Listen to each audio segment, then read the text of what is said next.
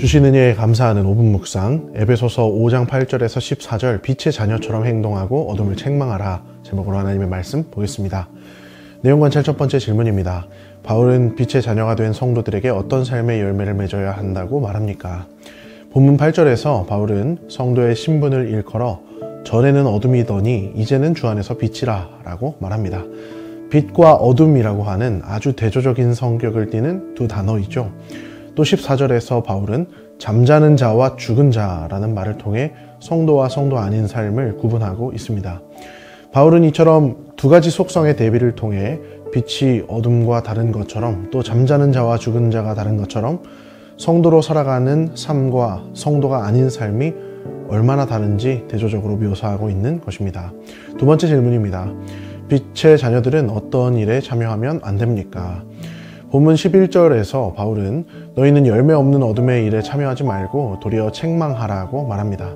성도들이 빛의 자녀들이기 때문에 이 빛이신 하나님께서 기뻐하시지 않는 어둠의 일, 죄악된 행위에 동참하지 말아야 하며 성도는 도리어 그것을 책망하고 내쫓는 빛과 같은 존재라는 것입니다.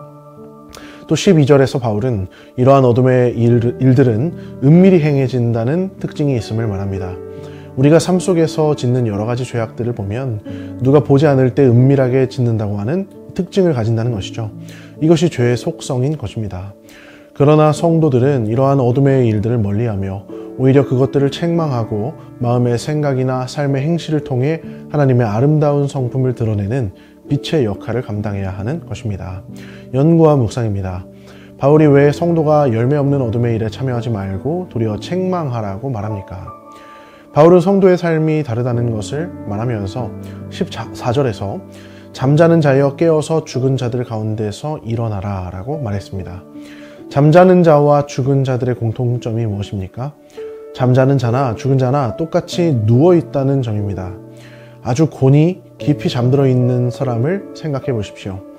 완전히 지쳐서 기절하듯이 잠들어 완전히 잠에 취해 있는 사람은 웬만큼 흔들어서는 일어나지 않습니다. 이와 같이 아주 곤히 잠든 자들이 죽은 자들과 함께 누워서 자고 있다고 생각해 보겠습니다. 그 모습은 서로 비슷해 보일지도 모릅니다. 그런데 거기서 누가 불이야! 하고 외친다면 어떨까요? 그럼 그때에는 큰 차이가 발생합니다. 죽은 사람들은 불이야! 하고 소리를 들어도 여전히 꿈쩍도 안 하겠지만 잠든 자들은 그 소리를 듣고 일어납니다. 정신을 똑바로 차리기 위해 힘쓰고 자신의 힘을 다해 백방으로 살 길을 모색할 것입니다. 이것이 죽은 자와 잠든 자의 차이인 것이죠. 바울은 혹 우리의 신앙이 잠자는 자와 같이 엎드러져 있을지라도 지금 이 음성을 듣고 깨어나라는 것입니다. 우리는 죽은 자들이 아니며 여전히 살아서 하나님의 음성을 들을 수 있는 자들이라는 것입니다. 그러니 저 죽은 자들처럼 아무런 반응도 못한 채 엎드러져 있지 말고 일어나라는 것이죠. 그러므로 우리도 빛의 자녀답게 오늘 이 말씀을 들으며 정신을 가다듬기를 원합니다. 우리의 온 생명력을 다하여서 우리의 심령이 되살아나기를 원합니다. 우리 안에 여전히 남아있는 은밀히 행해지는 죄들을 모두 내어 쫓고 이제는 빛의 자녀답게 하나님의 아름다운 빛을 드러내기를 원합니다. 느낀 점입니다. 전에 어둠이었던 자들이 이제 빛의 자녀가 됐다는 사실을 보며 무엇을 느낍니까? 제가 참 좋아하는 책의 제목 가운데 이런 제목이 있습니다. 죄와 은혜의 지배. 이 책은 존 오웬이라고 하는 17세기 영국 청교도 신학자가 기록한 책 제목인데요. 존 오웬은 신자가 거듭난 후에도 그 삶에서 여전히 죄의 지배를 받고 살거나 또는 거듭난 신자답게 계속해서 은혜의 지배를 받으며 사는 두 가지의 삶의 모습이 있다고 말합니다. 우리의 삶을 돌아보며 우리가 여전히 죄와 어둠에 속하며 그 속에서 사는 것을 즐거워하고 만족하며 살 때가 있지 않은지 되돌아보기를 원합니다. 우리는 죄의 지배를 받고 어둠의 지배를 받으며 그 가운데 만족하고 살 사람들이 아니라는 것입니다. 우리는 예수 그리스도께서 우리의 심령 위에 보내주신 보혜사 성령의 권능으로 말미암아 은혜의 지배를 받는 것이 더욱 합당한 존재임을 다시금 기억하기를 소망합니다. 그러므로 우리가 더욱더 이 은혜의 하나님 앞에 나아가며 하나님께서 우리에게 은혜를 주시는 통로인 말씀과 기도에 더욱 힘써야 할 줄을 믿습니다. 결단과 적용입니다. 예수님을 믿고 난 후에 내 삶이 어둠에서 빛으로 변화된 것은 무엇입니까? 내 삶의 모든 영역에서 빛의 열매를 맺기 위해 무엇을 실천하겠습니까? 말씀을 준비하면서 과거 예수님을 알기 전 제가 죄악과 깊은 어둠 가운데 살아가던 때를 하나님의 뜻을 알지 못하며 그 뜻을 거슬러 세상 욕심대로 살았던 모든 시간들을 떠올려 보게 됩니다.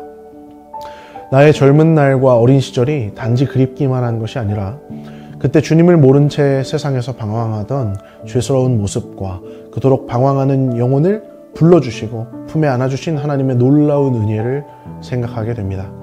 우리는 하나님의 은혜의 지배를 받지 않고는 단 한순간도 살아갈 수 없는 연약한 존재입니다. 오늘 말씀과 기도의 시간을 통하여 우리가 다시금 이 하나님의 은혜를 충분하게 공급받기를 원합니다. 오늘 함께 기도하실 때 기억하며 기도하실 것은 주여 내 삶에 깊게 뿌리내린 죄악의 문제를 해결하여 주시옵소서.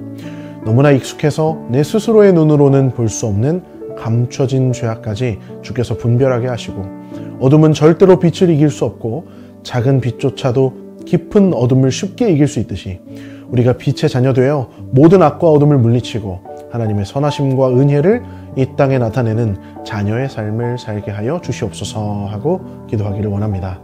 오늘 우리의 삶을 은혜 가운데 잠기게 하시며 우리를 통해 그 아름다운 덕을 선포하게 하실 하나님을 온전히 바라보는 하루 보내시기를 진심으로 소망합니다. 다 함께 합심하여 기도하겠습니다. 우리의 모든 삶의 변화를 주사 회심의 증거가 되게 하시고 하나님의 아름다운 성품을 드러내는 작은 예수로 살게 하소서. 우리 안에 남아있는 모든 은밀한 죄들까지 깨닫게 하셔서 주의 은혜 안에서 뿌리채 뽑혀지게 하시고 새로운 성품이 자리 잡도록 우리 마음을 진히 주장하소서.